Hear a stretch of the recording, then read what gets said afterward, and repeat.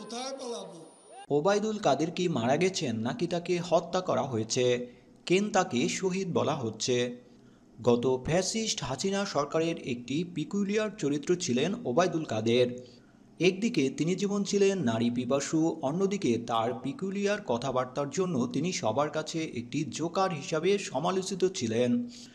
তবে সব কিছুর ঊর্ধ্বে তার যে পরিচিতি সব থেকে বেশি প্রকাশ পায় তা হল কাউয়া কাদের নামটি। ওবায়দুল কাদের কাউয়া কাদের না।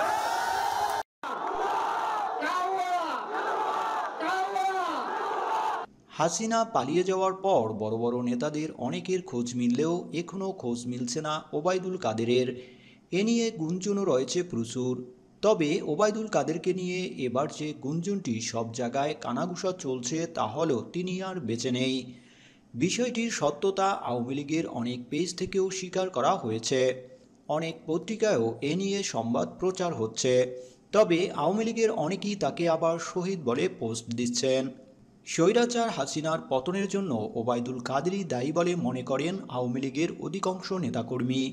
এমনকি শেখ হাসিনাও তার পতনের জন্য ওবায়দুল কাদেরকে দায়ী করেন বলে জানা যায়। ফলে অধিকাংশ বিশ্লেষকদের ধারণা ওবায়দুল কাদের দেশেই লুকিয়েছিলেন।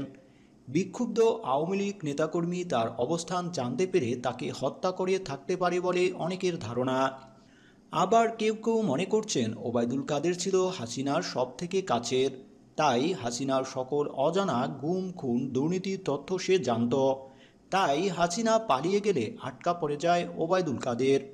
পরে কাদের হাসিনার সাথে যোগাযোগ করলে শেখ হাসিনা নিজের দুর্নীতি গুম খুনের তথ্য লুকাতেই তার গোপন টিমকে দিয়ে কাদেরকে দুনিয়া থেকে সরিয়ে দেন।